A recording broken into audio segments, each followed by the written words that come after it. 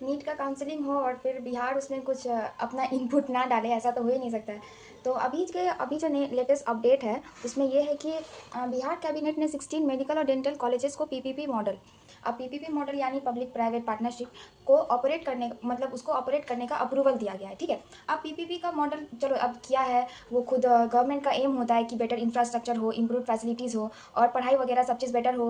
और मतलब जो भी एज अ प्राइवेट सेक्टर में हम लोग को भी पता है कि प्राइवेट सेक्टर ये सब चीज़ पे ज़्यादा ध्यान देती है। ठीक है, अब ये गवर्नमेंट से तो उतना होता नहीं है ये सब चीज़, वो तो सिर्फ एक बिल्डिंग खड़ा कर देंगी और फिर लो आ जाओ, तो उनको अप्रूव कर देना। लेकिन उसके अंडर जो क्या क्या गाइडलाइंस है, अब क्योंकि अब हम लोग का मेन इशू ये है कि फ़ीस क्या होगा, अब जो एडमिशन और जो रिजर्वेशन सिस्टम होता है वो कैसे रहेगा, कैसे चेंज होगा, और जो पहले से एग्जिस्टिंग स्टूडेंट्स हैं जो हम लोग के जैसे, तो उन पर क्या इम्पैक्ट पड़ेगा, मतलब ये सब चीज़, ये तो सवाल ही बनता है ना हम लोग के लिए। तो ये उन्होंने नहीं कहा है, उन्होंने सिर्फ ये कह दिया कि हाँ लाइक प्राइवेट सेक्टर इसमें इन्वॉल्व होंगे।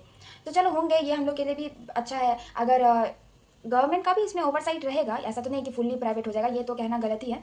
लेकिन ये है कि हम लोग को आप बताइए ना, मतलब पूरा अगर आप ये बोल रहे हैं कि ठीक है प्राइवेट सेक्टर इन्वॉल्व रहेगा, तो उसके अंदर क्या उन प्राइवेट सेक्टर का क्या काम है, वो क्या देखेंगे और गवर्नमेंट क्या देखेगी, और फिर सारा चीज़ लाइक हम लोग के लिए क्या बदलेगा नहीं बदलेगा, भाई ये सब भी तो बोलना होगा। तो इस पर उन्होंने कुछ नहीं कहा है।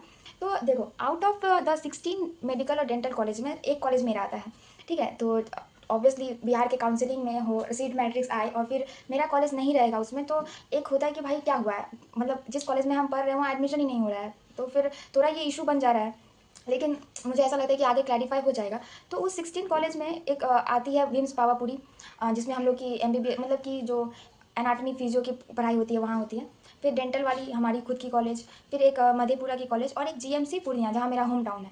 ये कॉलेजेस आ रही हैं जो कि पहले से गवर्नमेंट स्टेबलाइज्ड हैं, गवर्नमेंट के थ्रू रन करती हैं, और वहाँ के सारे स्टूडेंट्स जो हैं वो पास आउट भी होते हैं, उसमें उनको प्राइवेट सेक्टर को इन्वॉल्व कर रहे हैं। और बाकी जो 12 कॉलेजेस का के बारे में कहा गया वो ये है कि जो कॉलेजेस बन चुके हैं या आधा बने हैं या जिसके ओपीडी लाइक बन चुका है, उसमें चल रहा है सारा कुछ, या आधा या फुल्ली या बन चुके कुछ भी है, उसमें उन लोगों को पूरी फुल्ली इन्वॉल्व कर लेना है।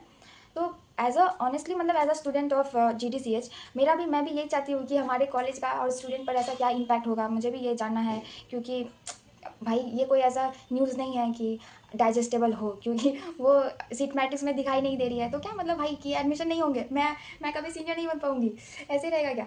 तो अगर आप भी ऐसे मेडिकल कॉलेजेस या डेंटल तो फिर अगर ऐसे कॉलेजेस में हैं जो कि आगे कुछ ऐसा हो रहा है, तो आपका क्या व्यूज़ है, लाइक आपका क्या ओपिनियन है, तो कमेंट करना। और फिर या फॉलो फॉर मोर, बाय।